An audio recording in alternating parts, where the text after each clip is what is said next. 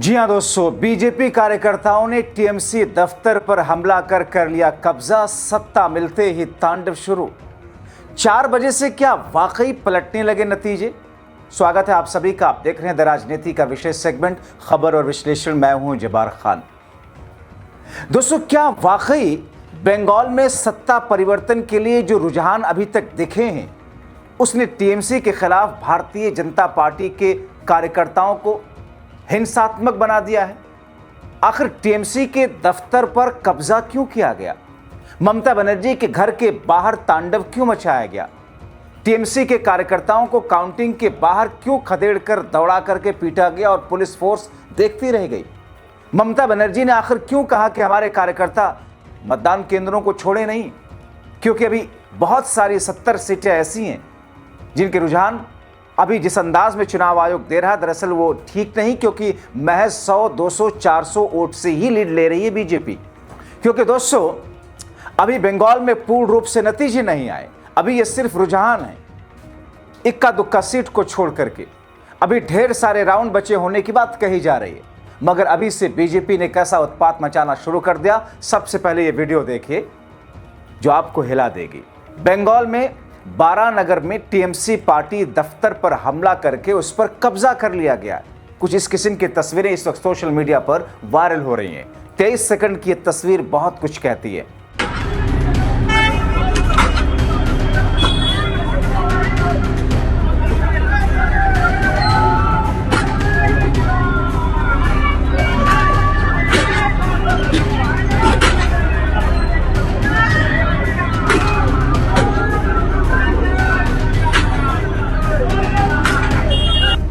तो उधर बीजेपी कार्यकर्ताओं ने टीएमसी के लोगों पर उत्तर 24 परगना के काउंटिंग सेंटर पर अचानक धावा बोल दिया, उनके साथ मारपीट करना शुरू कर दिया।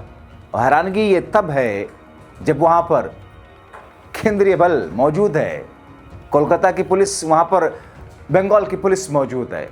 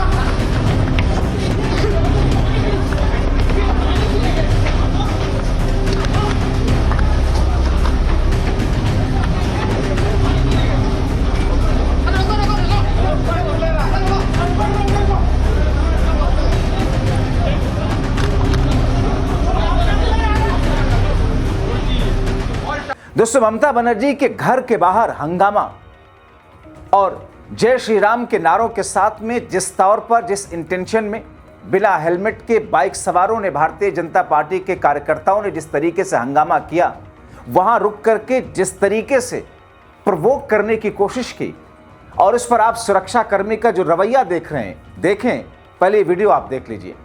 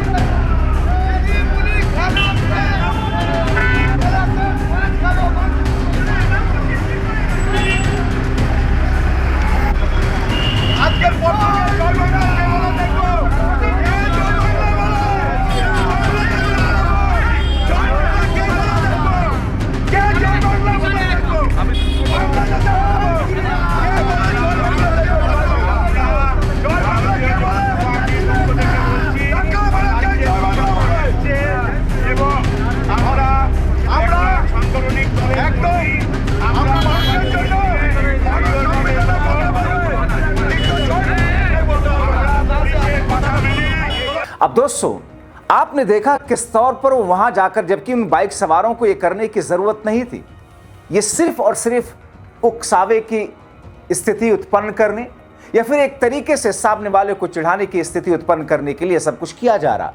मतलब किसी भी हिंसा के लिए, हिंसात्मक घटना के होने के लिए दावत सी दी जा रही है। लेकिन हैरानगी इस बात की है कि जो वहां सिक्योरिटी के व्यक्ति थे वो आते हैं और कैसे कहते हैं आगे जाइए, चलिए ठीक है आगे जाइए। उनका अंदाज ऐसा लगता है कि चलो आगे बढ़ो। क्या यही अंदाज होना चाहिए था? आपने देखा था सिंघम आईपीएस को कि किस तौर पर उनका भी एक अंदाज दिखा था। और यहाँ एक मुख्यमंत्री के आवास के सामने, जो कि अभी एक्टिंग सीएम हैं, अभी उनको रेजिग्नेशन देना है अगर नतीजे पूर्ण रूप से भारतीय जनता पार्टी आती है तो। लेकिन ये तस्वीरें हैं। अब कई लोग ये पूछ रहे हैं कि जब यही करना था तो चुनाव की जरूरत क्या थी? घेराबंदी तो आपने पहले कर ली थी। उस घेराबंदी के जरिए पहले वोटर लिस्ट की घेराबंदी की, उसके बाद में बंगाल के अंदर चुनावी तारीखों के बाद की जो स्थिति रही, मतदान के लिए जिस किस्म से हर एक आदमी के पीछे, 100 आदमी के पीछे सुरक्षा कर्मी लगा दिए गए, जिस तरीके से कईयों को रोका गया वोट डालने से लिए, तो ये सब कुछ जब था तो फिर चुनाव कराने की जरूरत क्या थी? अब देखिए ना, उत्तर 24 परगना के गलियों में मतदान में प्रयोग की गई वीवीपैट, जिसकी हजारों पर्चियां यहां पर कैसे पड़ी हुई मिल सकती हैं? जाहिर तौर पर ये तो इस्तेमाल की गई हैं, ये तो मतदान की पर्चियां हैं, ये उनकी वीवीपैट हैं, ये बाहर कैसे आ सकती हैं? मगर यहां पर हैं। लेकिन दोस्तों, इसी बीच में ममता बनर्जी ने अपनी पार्टी के कार्यकर्ताओं के लिए एक मैसेज जारी कर कहा कि काउंटिंग सेंटर अभी भी ना छोड़ें, इंतजार करें 7 बजे तक का, 6:30 बजे तक का। अभी कई राउंड बचे हैं। ये नतीजा नहीं, रुझान है, पलटेंगे रुझान, नतीजा भी आएगा हमारे फेवर में। क्या कहा ममता बनर्जी ने, जरा वो सुनिए। সবাইকে নমস্কার জানিয়ে বলছি, প্লিজ দয়া করে কেউ কাউন্টিং এজেন্টরা এবং প্রার্থী ক্যান্ডিডেটরা তারা ভোটিং এলাকা ছেড়ে আসবেন না। স্ট্রং রুমে যেখানে কাউন্টিং হচ্ছে, মানে সেন্টারে, সেখান ছেড়ে কেউ আসবেন না। এটা বিজেপির প্ল্যান। প্রথম 2-3 রাউন্ডে আমি কালকে থেকেই বলছি যে ওদেরগুলো আগে দেখাবে, আমাদেরগুলো পরে দেখাবে। এবং অনেক জায়গায় 2-3 রাউন্ড কাউন্টিং করার পরে প্রায় 100টা জায়গায় কাউন্টিং বন্ধ করে রেখে দিয়েছে। এবং কল্যাণীতে ধরা পড়েছে 7টা মেশিন, যেখানে কোনো মিল নেই। এটা টোটাল ফোর্স, পুলিশ সেন্ট্রাল ফোর্সকে দিয়ে চারিদিকে তৃণমূল কংগ্রেসের উপর অত্যাচার করছে, অফিস ভাঙছে, জোর করে দখল করছে। এসআইআর নামে আপনারা দেখেছেন ভোট লুট করেছে যাতে যে সিটগুলো জিততে পারে। কিন্তু এখনো এমন 70টা সিট আছে, 100টা সিট আছে যেগুলো আমরা এগিয়ে আছি, সেগুলো বলছে না। টোটালটাই মিথ্যে নিউজ খাওয়াচ্ছে। আগে ডিআইসিও এই খবরগুলো দিত, কিন্তু তাকে কালকে চেঞ্জ করে দেওয়া হয়েছে। টোটালটাই ইলেকশন কমিশন নিজের ইচ্ছে মতো খেলছে এবং সাথে কেন্দ্রীয় বাহিনীকে নিয়ে। এবং আমাদের পুলিশরা টোটাল মাথা নত করে কেন্দ্রীয় বাহিনীর আন্ডারে কাজ করছে। সুতরাং আমি সব আমাদের কাউন্টিং এজেন্টদের, আমাদের সমস্ত পার্টির কর্মীদের বলবো, অত মন খারাপ করার কারণ নেই। আমি বলেছিলাম সূর্যাস্ত পরে আপনারা জিতবেন। 3 রাউন্ড 4 রাউন্ড কাউন্ট হলেও এটা 14 রাউন্ড থেকে 18 রাউন্ড কাউন্ট হয়, তখন আপনারা জিতবেন। Wait and see, watch. আমরা সবাই আপনাদের সাথে আছি, আপনারা কেউ ভয় পাবেন না, निश्चिंते থাকুন, আমরা বাঘের বাচ্চার মতো লড়াই করে যাব। हालांकि ममता बनर्जी ने दोस्तों बांग्ला भाषा में वो कहा, लेकिन जो कुछ कहा उनकी बॉडी लैंग्वेज, उनकी उस भाषा, उनके शब्दों से आपको सारी स्थिति समझ में आ रही होगी। ममता बनर्जी ने फिर से एक बयान जारी कर कहा कि हम अभी भी 100 सीटों पर आगे हैं, जिसे दिखाया नहीं जा रहा। हमारी पुलिस अब माफिया के इशारों पर काम कर रही है। उन्होंने उनके सामने आत्मसमर्पण कर दिया है। डरो मत, हम उनसे लड़ेंगे। अंतिम राउंड के बाद जीत हमारी ही होगी। चुनाव आयोग मनमर्जी कर रहा है। आप देखिए खबर एक मीडिया हाउस के जरिए जिस तरीके से चलाई गई है। तो क्या ऐसा संभव है कि क्या नतीजे पलट जाए जो भी रुझान है? देखा जाए तो अभी कई राउंड बाकी भी हैं, कुछ भी हो सकने की बात कही जा रही है। लेकिन फिलहाल ऐसा होना मुश्किल सा लग रहा है, क्योंकि आमतौर पर 99% केसेस में 3 बजे तक जो आंकड़े, आमतौर पर 11-12 बजे तक जो रुझान होते हैं वही मैच्योर होकर के नतीजों में तब्दील हो जाते हैं। और ख़ास तौर पर अब तो शाम होने की तरफ स्थिति बन रही है, बढ़ रही है। तो मुझे फिलहाल तो ऐसा नहीं लग रहा कि नतीजे बदलेंगे, लेकिन टीएमसी की उम्मीद है। मगर दोस्तों, जिस तरीके से बंगाल में बीजेपी के लोग उत्पात मचा रहे हैं, जो तस्वीरें हैं, जिसकी वीडियोस हैं, जिसे देखकर लोग ये कह रहे हैं कि अभी पूरे नतीजे आए नहीं, हंगामे तोड़फोड़ शुरू हो गए, अभी से ये है तो फिर आगे का हाल क्या होगा?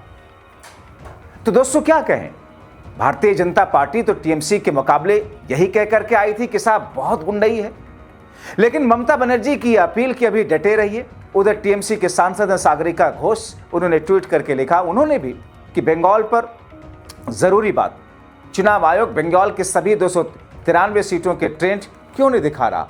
इलेक्शन कमीशन ने जानबूझकर 70 से ज्यादा सीटों के ट्रेंड को इस अंदाज में छुपा रखा है।